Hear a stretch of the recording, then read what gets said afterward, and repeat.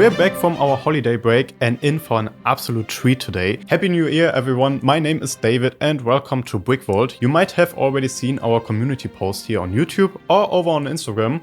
By the way, follow us on Instagram at brick.vault. We announced the pre-sale of the Midi scale Gozanti-Class cruiser designed by the amazing Fly in Space, and today it's finally here. This model comes with 4 TIE fighters that it can carry, and it can also attach to Fly in Space's Midi scale AT-AT that was a huge hit among you guys and that we already sell the instructions for on BrickVault.toys. But what exactly is the Gozanti-Class cruiser and where did we see it in Star Wars? The Gozanti-Class cruiser is an armed transport that was mainly used by the Empire to carry TIE fighters or walkers like the AT-AT into battle.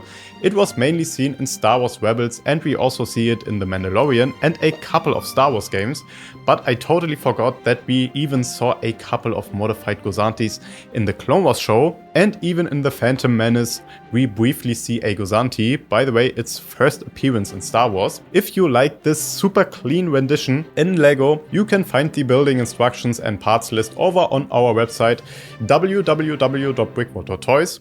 With your purchase, you not only support us, so we can continue bringing you these amazing custom creations, but also our incredible designers like Fly in Space, who already has a plethora of different builds in the store and continues to pump out the best quality imaginable at an impressive rate. But let's not waste any more time and get right into the Gozanti. The Gozanti in its full Midi scale glory is 57 cm long, 28 cm wide and 12 cm tall on the landing gear, 20 cm on the small stand and 35 cm on the large stand. Quite impressive for a Midi scale build. Here is my old friend's book from the 4th grade as a size comparison. Similar to Fly in Space's other models, this model looks absolutely gorgeous. It is completely snot, which means studs not on top, and therefore is as smooth as you can possibly think. Every hump or detail that is 3D on this build is intentional and supposed to represent a detail on the in-universe model. It is beyond my understanding how Fly in Space repeatedly makes this happen. I feel like you could give Fly in Space a base plate and it would come back smooth,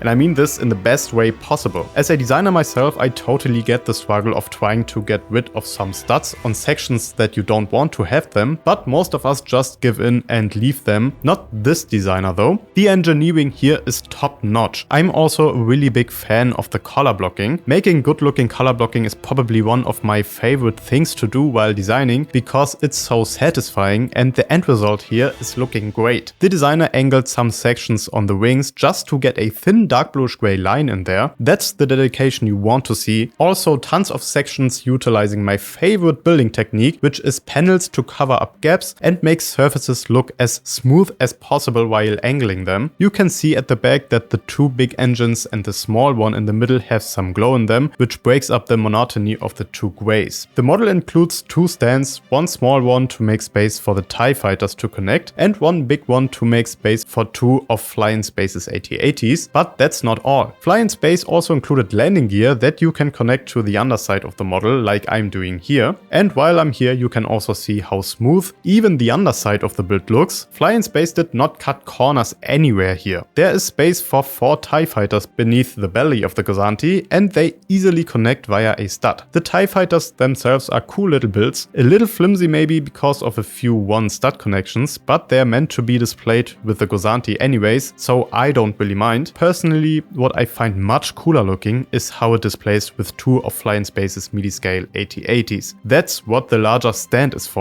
And after some small modifications to the belly, we're almost ready to connect them. I tried to film the whole process in one take so you can see how difficult it is to connect everything. This is, by the way, my first time doing it and it went really smoothly. I was being a little extra careful because of the weight distribution once one walker is connected, but I think you can even be a little more rough with it than I am here without any issues. The end result looks stunning. I've never seen anyone tackle this combination of models to this level of detail and in this scale, and I have to admit this is looking extremely cool. I can't really take my eyes off of it. I do admit though that I'm a little anxious transporting it around like this, but I'm going to try and set it up like this at the end of this video, so stay tuned for that. The model itself is best carried by putting a hand beneath its belly and stabilizing it with the other hand, or if you have the short stand connected, you can also grab it by that, because the stand gets pretty deeply inserted into the underside. Generally, I found this build to be much more sturdy than I first thought. I'd say it's even swooshable to an extent if you know how to handle it. It gives off similar vibes in terms of sturdiness as their Acclamator model, and that one is surprisingly handleable. Let me know how you would display the Gozanti. On its landing gear, with the TIE fighters, or with two AT-ATs. I think I have to go with the AT-ATs here, and that's exactly how I'm going to set it up on my shelf. Remember, if you want to build these models for yourself, you can always find the building instructions and parts list on our website www.brickvault.toys, or just click the first link in the video description. Thank you guys for watching, and stay tuned for the amazing stuff that will happen on this channel in this new year. Oh, and feel free to like if you enjoyed and subscribe if you haven't already, and we'll see you next time